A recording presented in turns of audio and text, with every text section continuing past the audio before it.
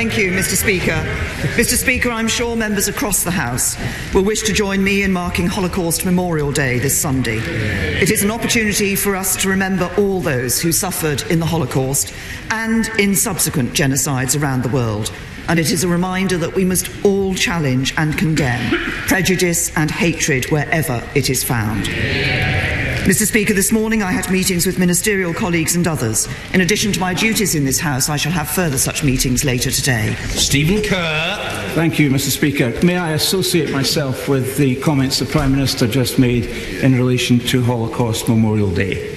May I also say, as a proud Scot, that the United Kingdom of Great Britain and Northern Ireland is the most successful political union that the world has ever known.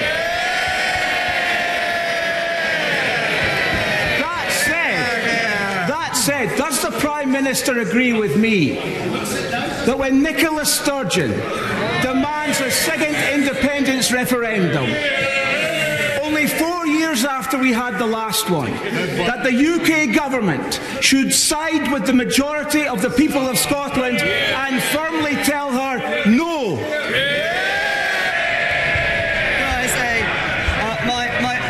My honourable friend is absolutely right.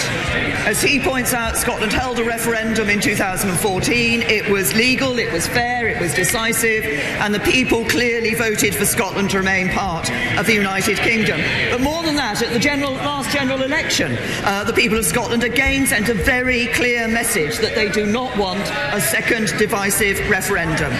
But the SNP, sadly, are out of touch with the people of Scotland.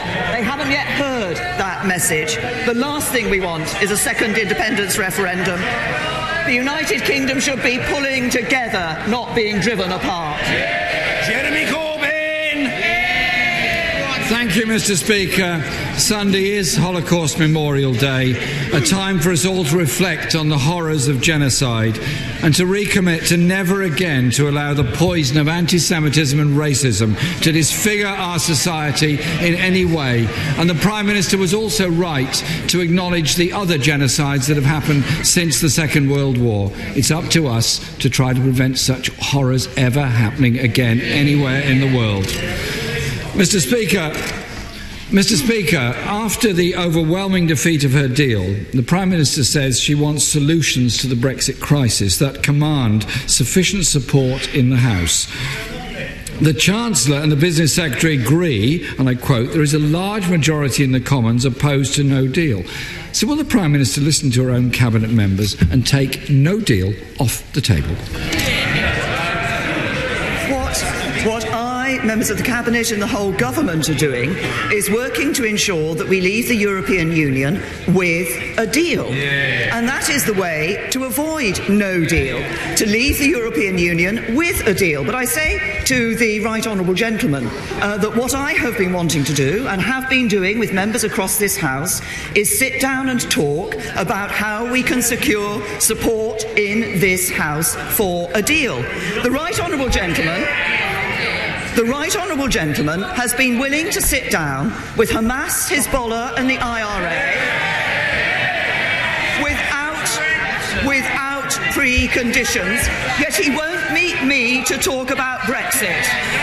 In this case, he's neither present nor involved. Mr. Speaker, actually, I did reach out to the Prime Minister last September when I offered to discuss our deals with her. And it appears, Mr. Speaker, that while the door to her office may well be opened, apparently the minds inside it are completely closed.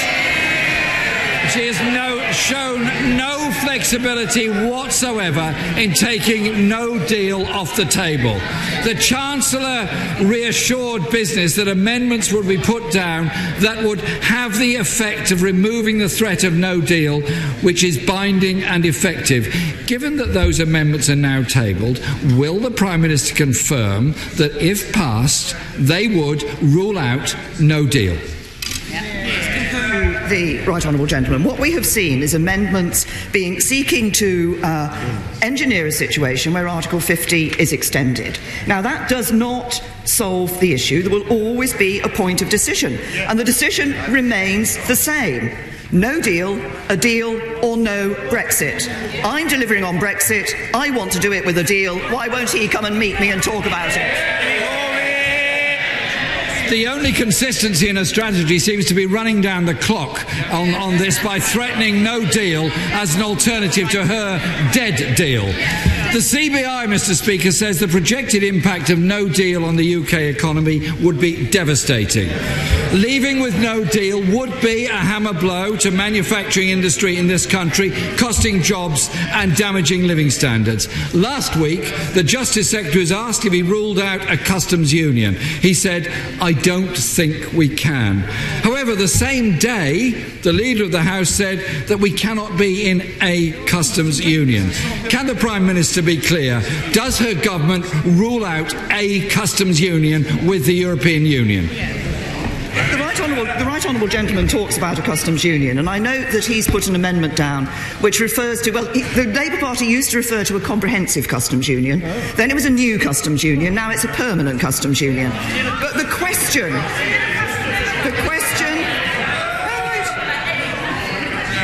I'm happy to sit down and talk to him about what he means by that. Does he mean accepting the common external tariff? Does he mean accepting the common commercial policy? Does he mean accepting the union customs code? Does he mean accepting EU state aid rules?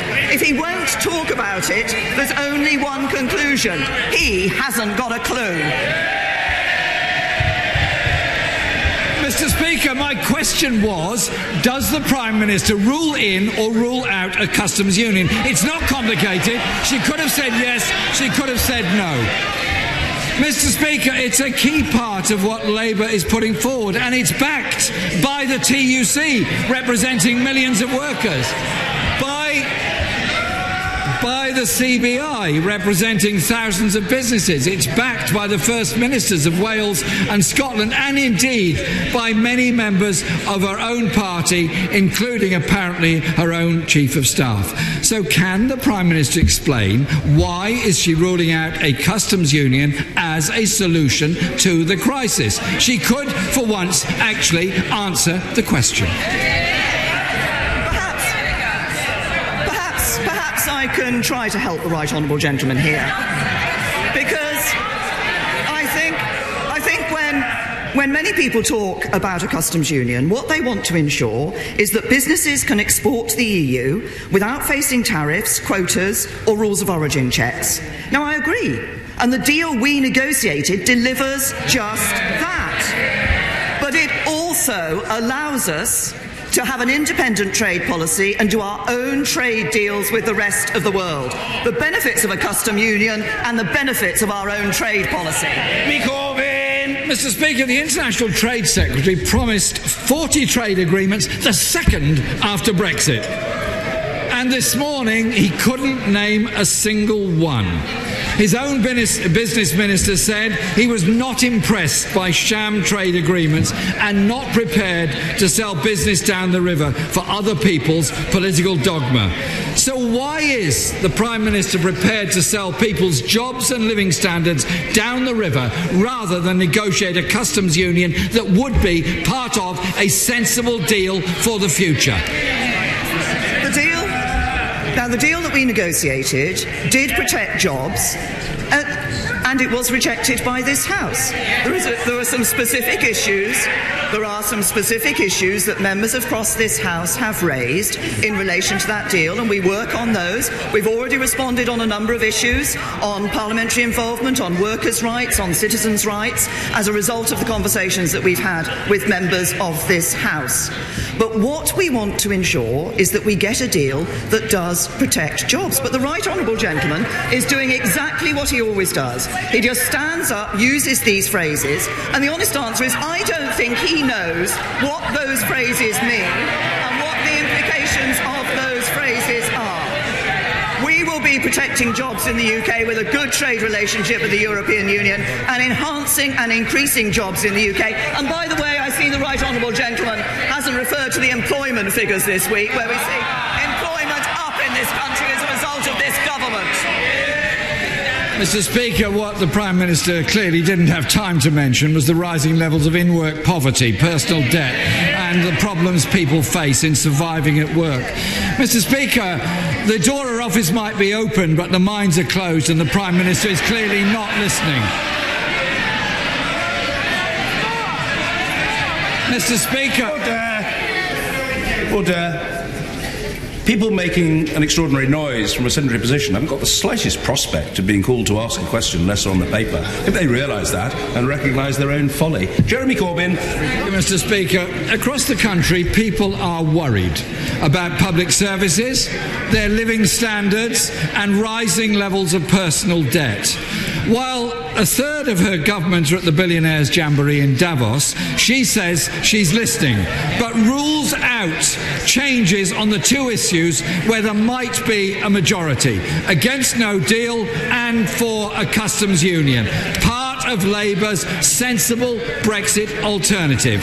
If the Prime Minister is serious about finding a solution, which of her red lines is she prepared to abandon? Could she name a single one?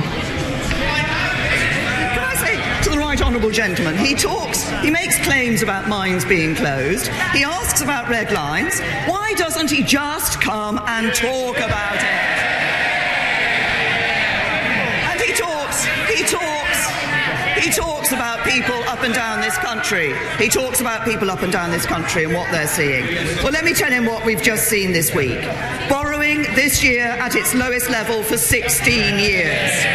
The IMF saying that we'll grow faster than Germany, Italy and Japan this year.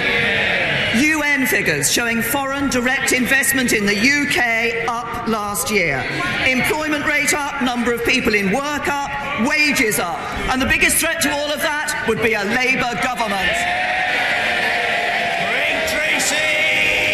Thank you, Mr. Speaker.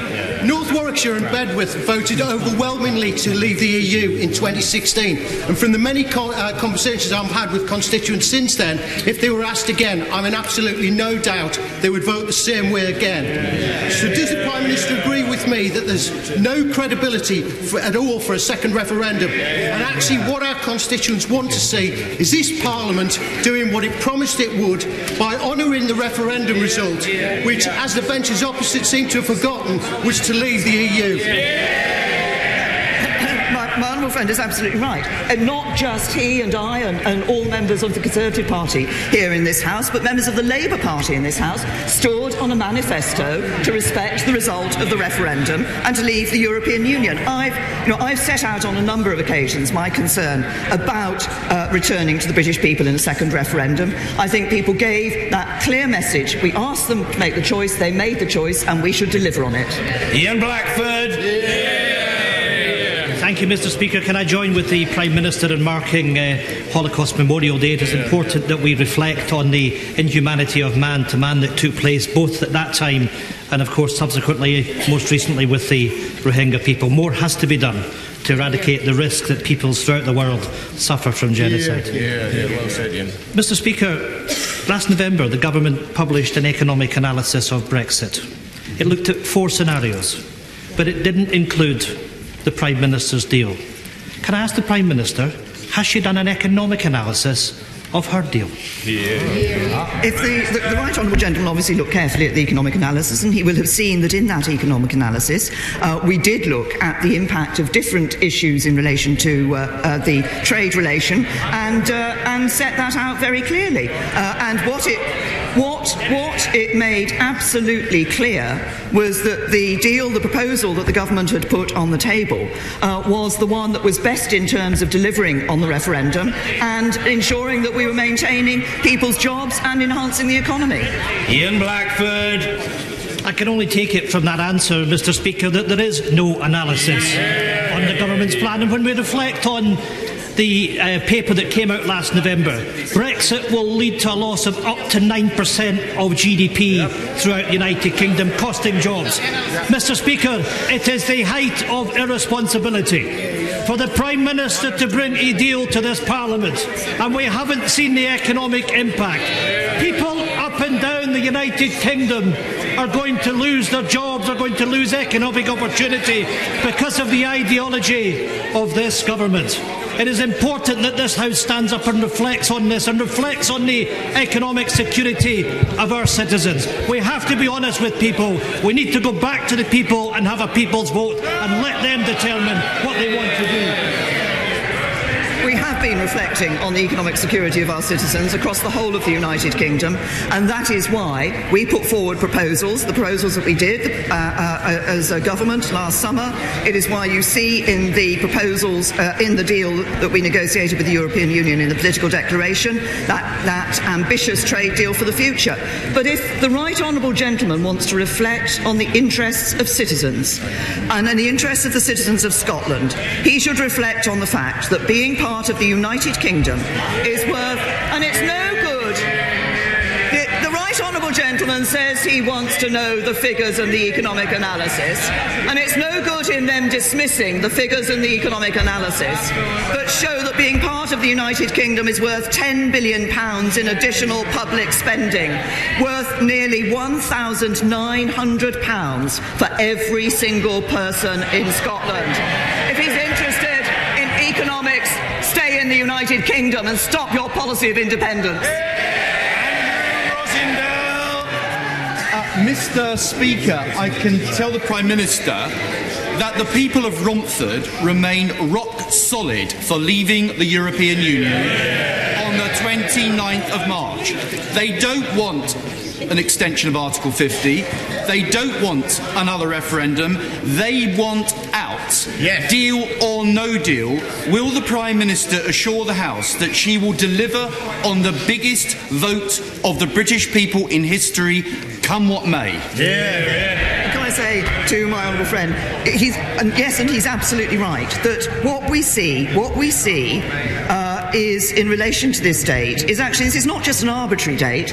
It was a date that effectively this House agreed to when it triggered Article 50, because it agreed, understood in that Article 50 process that there was a 2-year process, and that ends on the 29th of March 2019, as I said in response to the right honourable gentleman, the Leader of the Opposition.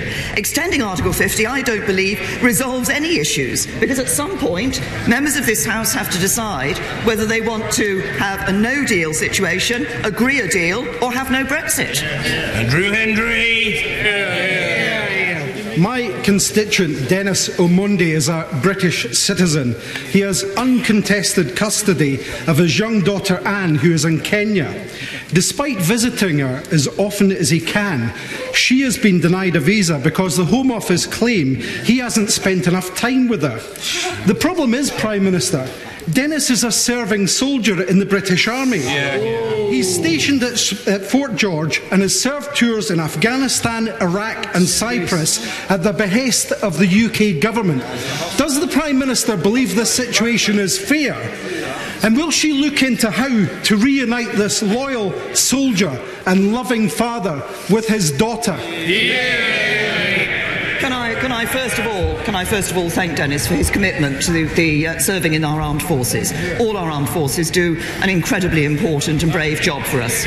I'm sure the honourable gentleman will not expect me to be able to look at the details of a case at the dispatch box on the floor of the House, but I will ask the Home Secretary to look at the case and respond to him.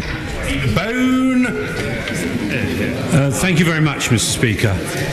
Prime Minister, your government is stuffed full of Remainer ministers who do not want to leave the European Union.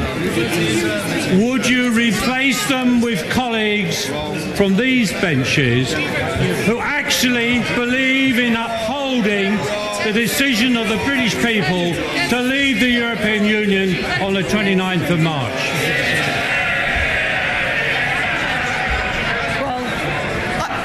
Some job applications in my time, but that was quite an interesting one, I say to my honourable friend. But can I just say to my honourable friend, my position and the position of this government and ministers across this government is very clear. It is our duty to deliver on the vote of the British people to leave the European Union. The 2-year process ends on the 29th of March. That is the position of the government. And of course, I'm always happy to consider job applications from my honourable friend. But the basis of his application, I have to say, was not correct, because the government is committed to taking the United Kingdom out of the European Union. Britain is facing a homelessness crisis, and homelessness, like food banks and child poverty, is linked to deprivation. So how can she justify removing deprivation levels from her new council funding formula, taking money away from the weakest and the poorest in society, just so she can bail out failing Tory councils like Northamptonshire? I say to the honourable gentleman that we look obviously very carefully at the formula that is required in order to ensure that we have that fair funding between local authorities. As he will know, there are many cases where actually some of the measures within that have been used do not properly reflect the situation on the ground. We look very carefully at this to ensure that what we're doing is ensuring fair funding between local authorities. Gillian Keegan. Thank you, Mr. Speaker. To mark Holocaust Memorial Day, a Chichester choir will be coming to Parliament to perform Push, a moving opera about the life of Szymon Gronowski, who was pushed off a train by his mother to spare him from certain death at Auschwitz.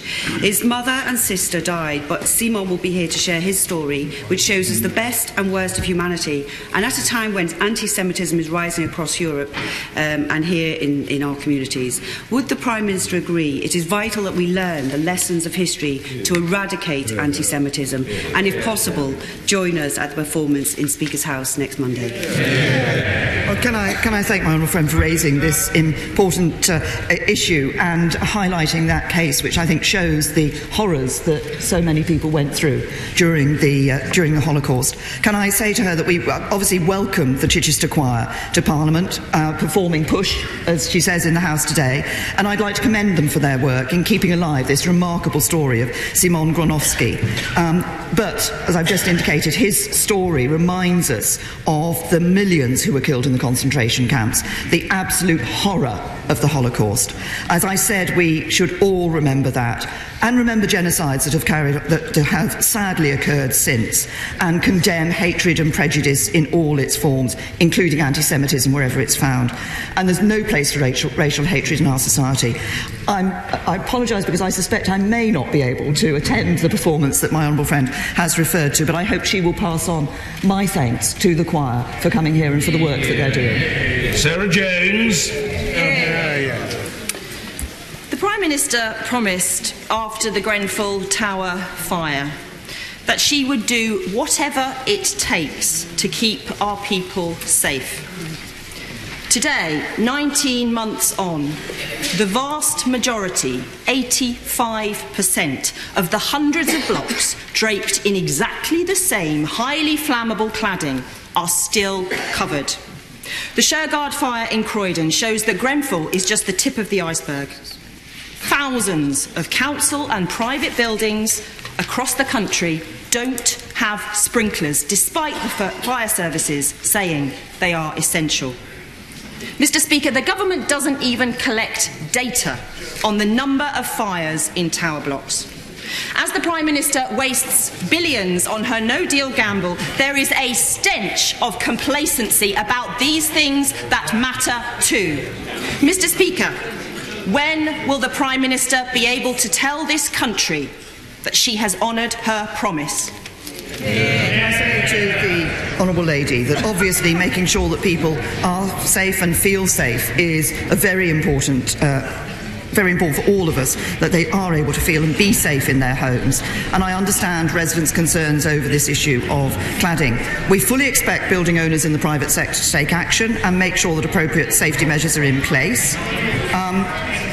and make sure the safety measures are in place. Interim measures are in place where necessary on all of the 171 high-rise private residential buildings with the unsafe ACM cladding, but permanent remediation is rightly the focus, and we've repeatedly called on private building owners not to pass costs on to leaseholders. As a result of our interventions, 212 owners have either started, completed or have commitments in place to remediate. There are 56 owners that are refusing to remediate. We're maintaining pressure on this, but we rule nothing out. Mr. Costa. Thank you, Mr. Speaker. Non-surgical cosmetic treatments is an industry with no proper regulation. My constituent, Rachel Napier, suffered a terrible injury after a Botox filler was administered incorrectly. Will the Prime Minister assure me and this House that her government will look into appropriate regulation of non-surgical cosmetic treatments? Can I say to my honourable friend, first of all, can I extend my deepest sympathies to Rachel Napier, and we recognise that this growth in non-surgical treatments does increase the need for consumer protection. We're currently working with stakeholders to strengthen the regulation of cosmetics procedures, and we're committed to improving the safety of cosmetic procedures, and there are a number of ways that can be done. Better training, robust qualifications for practitioners, but also clear information so that people can make informed decisions about their care. And we'd urge anyone who's seeking a cosmetic procedure to take the time to find a reputable, safe and qualified practitioner who's subject to statutory regulation or on an accredited voluntary register. But my honourable friend has raised an important issue. Thank you, Mr. Speaker. In May 2018, Michel Barnier said that the only frictionless model for the future relationship with the UK would be Norway Plus. Norway being part of the single market plus a customs union. This means a Norway plus Brexit would eliminate the need for the backstop and would also be agreed very rapidly, thus eliminating the need to extend Article 50. If the Prime Minister really wants to do away with the backstop and really wants to leave the EU on the 29th of March without the need for an extension, why doesn't she pivot to the Norway Plus option today? First of all, it is not the case that that is the only way to provide frictionless trade between the United Kingdom and the European Union. Other options have been put on the table. The question of the extent of that frictionless trade, it will be a matter for the second stage of negotiations. Order. Closed question, Michael Fabricant. Question 11. Brilliant. I'm pleased to say to my honourable friend that thanks to our economic record, there are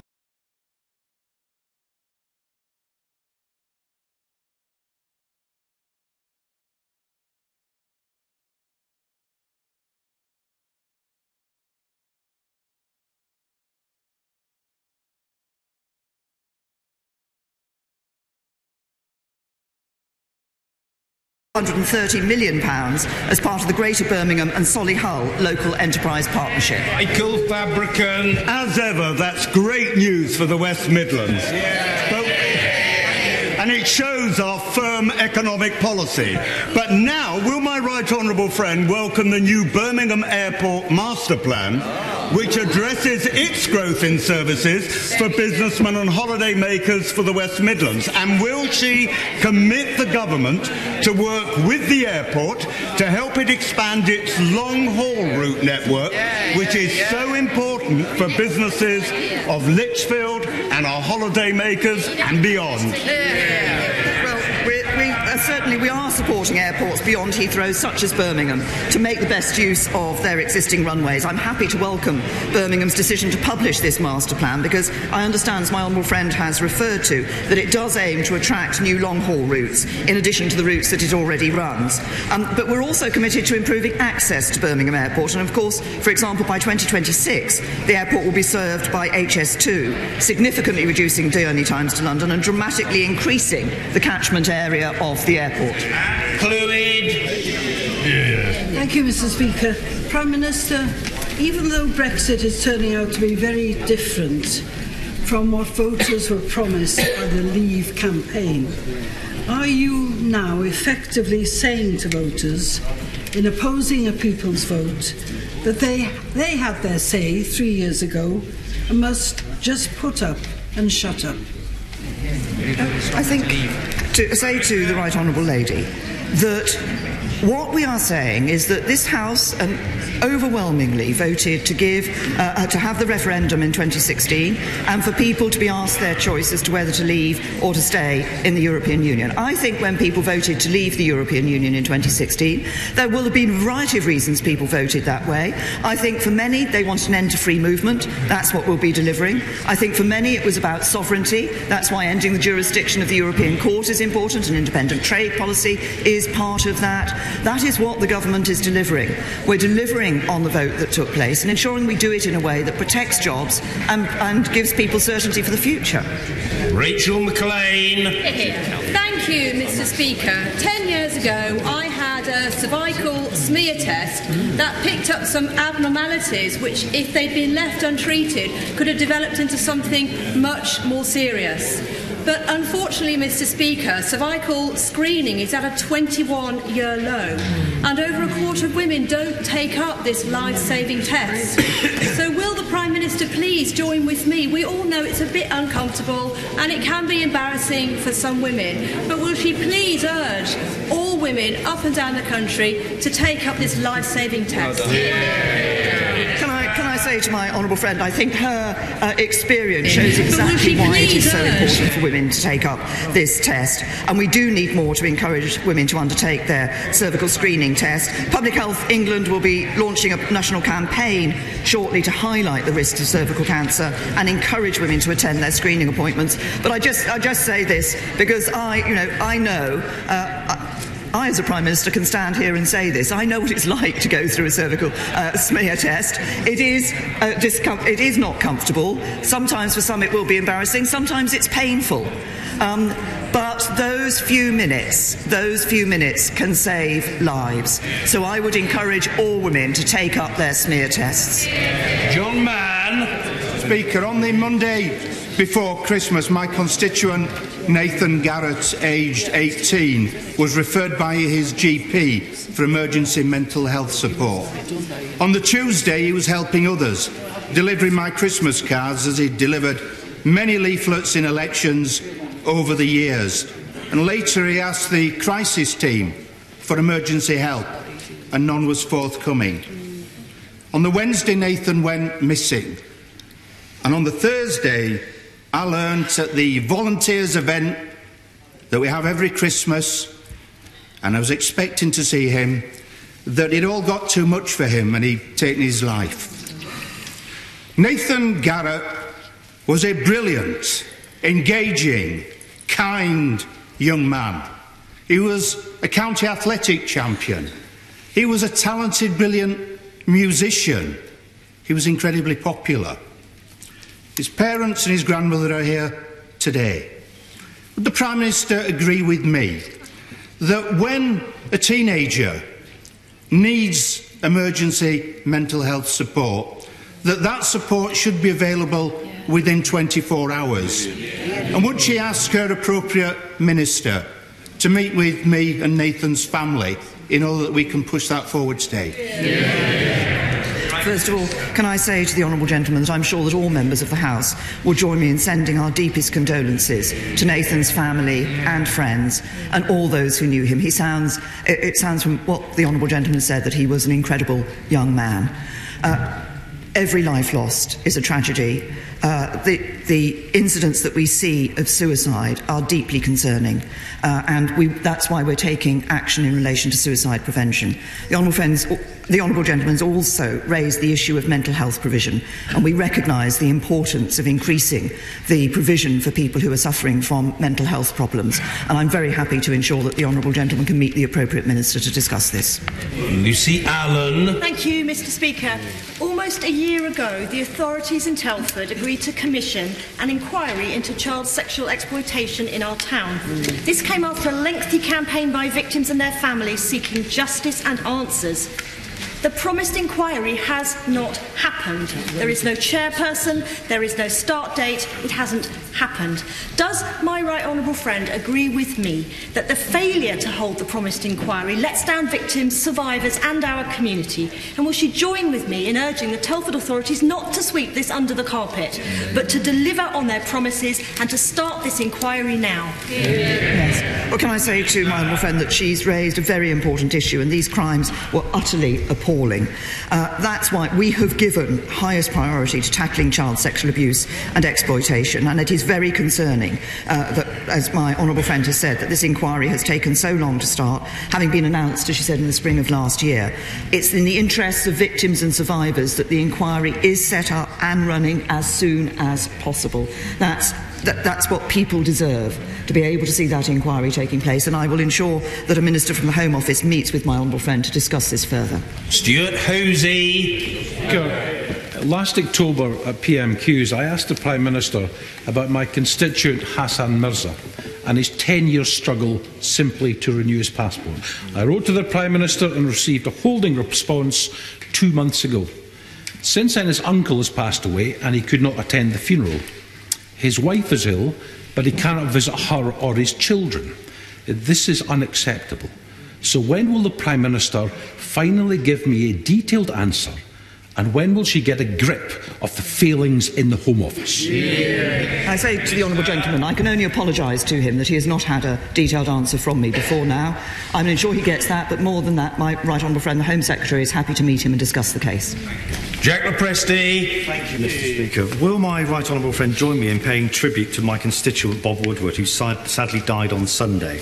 When Bob's son Robert was diagnosed with cancer in 1976 at aged 8, he founded the charity CLIC, Cancer and Leukaemia in Childhood, and over the following decades he raised over £100 million in support of worthy causes, which has changed lives. He was an inspirational figure and a great and compassionate man, and recently had a train, one of the new Great Western Railway trains named after him.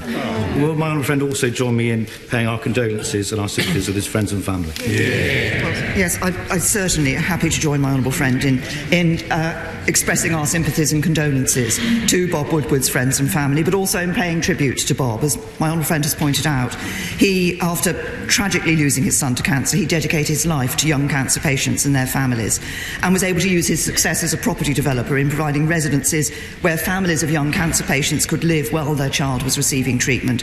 I think it's a fitting legacy that there are now 10 of these properties in the UK, and CLIC is now a global organisation raising funds for care of families around the world. Bob Woodward suffered a terrible tragedy with the loss of his son, but he ensured that his work through his life is benefiting others. Ms McInnes. Thank you, Mr. Speaker. This morning I received a letter from Santander saying that they're closing the branch in Middleton and suggesting that my constituents should avail themselves of banking services at Middleton Post Office, which in its turn is being franchised into the back of W.H. Smith's. So can the Prime Minister say what her policy is for our high streets other than just manage decline? I say to the obviously individual banks take commercial decisions. It sounds as if there will be still post office services available in the high street that the honourable lady has referred to, but we are concerned about the helping to manage our high streets and ensuring that we do have those good high streets for the future. That's why in the budget the Chancellor announced funding which is available to local authorities to work on them for plans for their high streets. James Gray. Thank you, Mr. Speaker. Will the Prime Minister join me in reassuring people of North Wiltshire and indeed the nation that despite their announcement yesterday that they're to move their corporate headquarters and 2 senior executives to Singapore, the commitment of Dyson to Britain remains undiminished, as is evidenced. As is evidenced by the £200 million he's investing in his research and development site at Lavington, and a £40 million investing in the Engineering and Design College at Malmesbury. He's totally and utterly committed to Great Britain, and this announcement yesterday has no effect at all on that commitment. to my honourable friend that Dyson are clear that they will continue to have a long-term future in the UK. They've trebled their workforce to 4,800 over the last 5 years. But of course, what matters to companies like Dyson is having a government that is unapologetically pro-business, which this government is, and a government is ensuring that our balanced economic policy sees increasing employment, exports and foreign direct investment in UK companies at record highs. Tim Farron. Speaker, may I wish you, the Prime Minister and everybody here a very happy Cumbria Day. There is a vast array of produce available. Beer from Kirby Lonsdale, relish from Hawkshead, delish pies, tea and coffee from Pennington's. All the stuff she might need for a packed lunch if she's considering a walking holiday anytime soon. Could I remind her, of course, that Cumbria contains, after London, Britain's biggest tourist destination, but today Cumbria has come to London. Can I invite her and indeed everybody else here to come and join us in the Jubilee Room straight after PMQs to sample the best of Cumbria?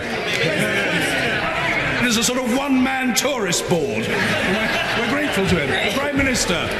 Can I say to the right honourable gentleman that he has done a good job in promoting the benefits of Cumbria, which I'm sure will be joined by my honourable friends and others across this House. I thank him for listing the very many items I might want to put in my packed lunch when I go on a walking holiday.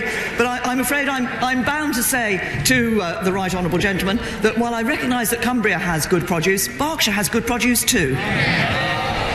Order. Thank you.